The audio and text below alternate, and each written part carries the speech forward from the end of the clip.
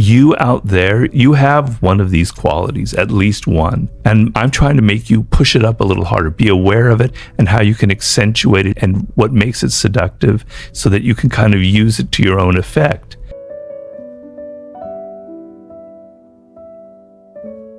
The siren, which is only of women, only women can be sirens. And that's sort of what I consider the icon of seduction, is the siren itself, because that's where the concept came from. And that's a woman who has a very powerful sexual energy that any man can feel. It's not overt in that they're not coming on to you, but they just radiate this kind of intense physical energy. And there's an element almost of danger to them. And that's sort of what excites the man about the siren, that if I get involved with, and she doesn't have to be beautiful. So the greatest siren who ever lived was Cleopatra. And from what we know about Cleopatra, she had a bit of a long nose and a thin face. She wasn't like strikingly beautiful. It was her personality. So it's not about looks, it's about this energy you have and this confidence. And there's almost a sense, if I get involved with this woman, she might destroy me. She might ruin my reputation. She might, take me somewhere I don't want to go. But that's what's so exciting about the siren. And then the male equivalent of that is what I call the rake.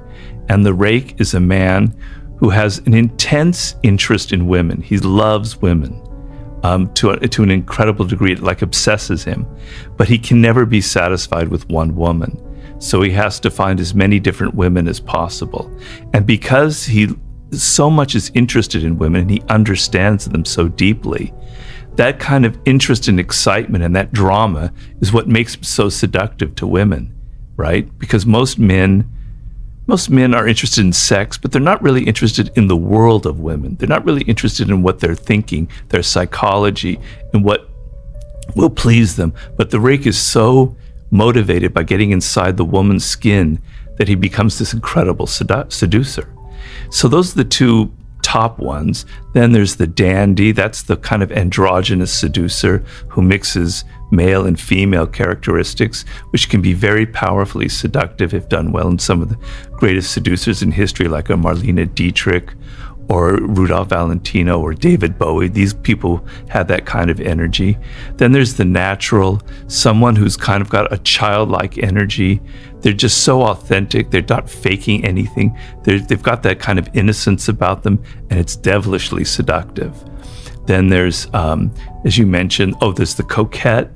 Probably the most dangerous, that's the one I have problems with the most, because in my past, most men have had that. The coquette, the woman or man, because that can go both ways, is someone who blows hot and cold, right? They know how to play hard to get, and they get your claws in you, and then they withdraw, and you go crazy, and you have to pursue them, and you're going after them. Coquettes are devilishly powerful. It's for a man. There could be the worst, and I've had many experiences with that, so I speak from experience. Then there's the star, which as well can be male or female. That's a person who has a kind of a distance. A star is somebody that we project all of our fantasies onto. Right? We imagine that they're almost larger than life, and it's a person who knows how to be kind of blank and yet have this sort of Hollywood-like presence about them, a kind of confidence, and they become a screen which we project all of our fantasies on. And we can think of millions of examples in pop culture, And then there's the charismatic. This isn't so much a sexual seducer, because not all the art of seduction is about sex. A lot of it's about social seduction, political seduction, marketing seductions. The charismatic is a man or a woman who's filled with this intense kind of confidence. And the image that I use is that there's almost like a light inside of them. You can't see, but from within it illuminates them, and it makes their eyes wide open with an energy, and it gives them this kind of animation. And we have to hear everything they say. They're great orators, right? And they radiate this kind of confidence that sucks us in. We feel like when we're close to them, we're getting some of their own confidence. We feed off of it. And so they don't have to say anything. We can almost feel it, because we humans have a nonverbal side to it. We're animals at heart, I hope that's not a radical thing to say, but we are animals, and we are definitely sense the energy of people. And a person who feels so strongly and confident about a cause, for instance, like a Malcolm X or someone like that, or a Martin Luther King, it's so intense, that energy, that it just draws us in and we become followers of them. Now, not everybody, all these types, reason I wrote about them is that you out there, you have one of these qualities, at least one, maybe two. If you have three, we're all in trouble. But you have at least one of them, right? And you're going to identify with the coquette, the siren, the rake, whatever. And I'm trying to make you kind of push it up a little harder, be aware of it and how you can accentuate it and what makes it seductive, so that you can kind of use it to your own effect. And so, we all can't be charismatics. We all can't be Marilyn Monroe or Errol Flynn, who was the greatest rake that ever lived, because somebody counted that he probably slept with over 5,000 women, and he died in his early 50s. And if you do the math, it's like astounding.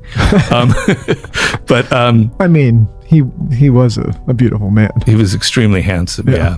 So we can't all be like that, right? But you can come close to it. There's a charismatic side to people and I'm showing you how you can bring out your own natural charisma if you have the ingredients for that, or how you can become more of a natural or more of the rake that's inside of you.